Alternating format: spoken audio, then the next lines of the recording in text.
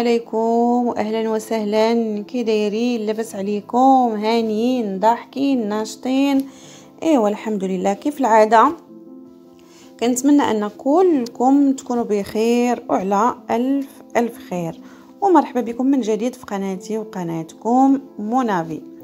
اول حاجه كنبغي نعتذر منكم كاملين لانني مده هذه ما نزلت حتى فيديو، والصراحه كانت يعني عندي ظروف عائليه، داكشي علاش ما كانش المورال وما كانش يعني الجو مناسب انني نبقى ننزل فيديوهات. كان توفى راجل اختي مسكين، الله يرحمه والله يجعله من اصحاب الجنه، والله يرحم جميع المسلمين. واختي مسكينه الله يعطيها الصبر هي ووليداتها ويصبرها ويجعل لها البركه في وليداتها ان شاء الله. وهذه هي حكمه الله، يعني الانسان في هذه المواقف ما عندوش اختيار وما عنده ما يدير، يعني قضاء وقدر الله. ما الانسان ما غاديش يختار هو داكشي اللي باغي، يعني الله سبحانه وتعالى هو اللي مكتب لنا هاد الاشياء. كما كنقول دائما نهار الولاده، يعني النهار كتكتب لنا تاريخ الولاده كل شيء كيشوفو، كل شيء كيعرفك راك انك تزاديتي النهار الفلان الفلاني، وهو راه حداه كتكتب تاريخ الوفاه، ولكن ما كيبانش حتى واحد ما كيشوفه. سبحان الله، راه النهار تزادينا كتكتب لينا تاريخ الولاده وتاريخ الوفاه، وكنبقاو غاديين في الدنيا غير مسيرين ماشي مخيرين. ايوا الحمد لله، الحمد لله على اي حاجه كتبت علينا من عند الله، مرحبا بها. هادشي اللي غادي يقول الواحد. وكما كتشوفوا انا خرجت غير نشم شويه الهواء ونشوف شويه، يعني نسرح عينيا، لان الصراحه ما كاينش اللي كيريح النفس والعين قد الطبيعه. يعني الطبيعه ما كاين ما احسن منها. عندك بحال هكا الاشجار، الجبال، البحر، كلها مسائل كتريح النفسيه ديال بنادم. وفي خباركم الى مثلا كنا عايشين يا اما وسط الطبيعه او لا مثلا ساكنين قراب من الطبيعه، او لا كنمشيو مثلا للطبيعه مره على الاقل مره في السيمانه، ما تنساوش بان هاد القضيه راها كتقلل من واحد النسبه ديال 15 مرض. الا كنتي دائما وسط الطبيعه بزاف ديال الامراض وامراض زعما شائعه، ماشي يعني كتقل هذيك النسبه ديالها. سبحان الله، شوفوا يعني الفوائد ديال الطبيعه شحال زوينه. وهذيك لا مارش اللي كنقولوا حنا بعد المرات غادي نمشي ندير لا مارش في الطبيعه، هذيك لا مارش حنا ماشي كنستافدوا غير من هذيك لا مارش. ملي انت كتمشاي راه يعني بلا ما كتحسي نتيا الاداء ديال الدماغ ديالك كيتحسن، يعني بلا ما كنشعروا حنايا، والجهاز المناعي ديالنا كيقوى. سبحان الله. وحاجه اخرى عاوتاني، علاش دابا مثلا الناس اللي كيعانيوا من اكتئاب وضغوطات الحياه او لا ضغوطات نفسيه، يعني يعني مع ضغوطات الحياه كينصحوهم الاطباء باش يمشيو للطبيعه. يعني ما قالوا لهم مشيو للطبيعه الا وفيها شفاء.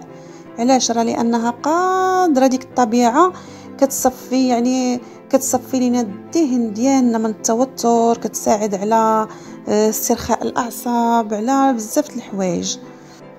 راه فاش كنستنشقوا داك الهواء نقي، راه حنا كنقيو هذوك اش كيقولوا لهم ديك الانسجه الرئويه، كنقيوها من السموم بدون شعور. حنا ما كنشعروش، ولكن في هذيك المشيه اللي او لا مارش اللي تمشينا في ديال لمده ساعه، راه حنا عالجنا بزاف ديال الحوايج كما قلت لكم بلا ما نضربوا ليهم حساب وبلا ما نشعروا.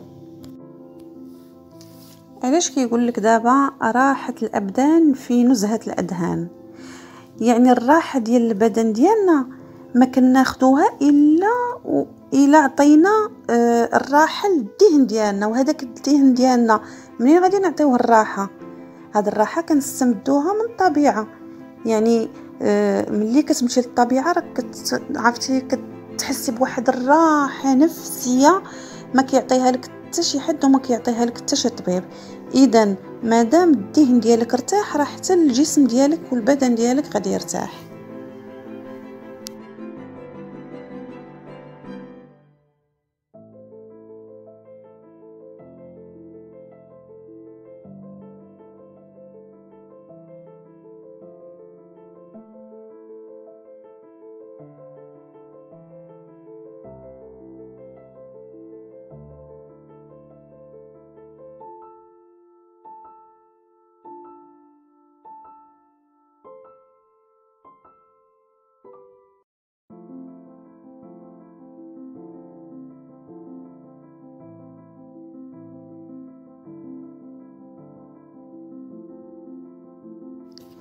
وكما قلت لكم راه لا مارش او المشي في الطبيعه راه كيحسن بواحد النسبه كبيره من الصحه العامه. بعدا كاينه ديال القلب راه مهمه بزاف. راه لازم مشيتي في الهواء الطلق والهواء نقي راه مزيانه بزاف بزاف للقلب.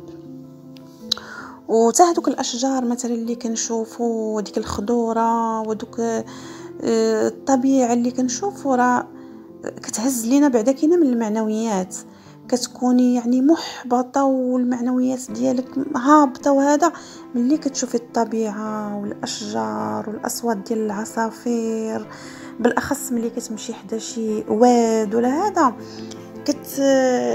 كتحسي بواحد الراحه كبيره. ايوا الحمد لله راه الصراحه راه هبه الهيه ساحره من عند الله سبحانه وتعالى. صور فابدع الحمد لله. والطبيعه دائما راها غذاء للروح. ومن هالطبيعه حاولنا نختاروا اليوم غنهضر لكم على النبته ديال السالميه اولا سالفيا. هاد النبته ديال السالميه عندها بزاف بزاف بزاف ديال الفوائد. منهم كاين يعني كتقلل من نسبه السكر في الدم، كتعالج امراض اللثه، كتساعد على العلاج ديال يعني بحال كان شي واحد فيه الحكه ولا شي حاجه كنحاولوا نديروا منها وصفات. الحلاقم، الكحبه كتقوي الاعصاب، كتحيد الغازات من البطن، كتقوي الذاكره، كتقوي جهاز المناعه، ضد الاسهال. اللي ما عندوش الشهيه مثلا كتساعد على فتح الشهيه. كتقلل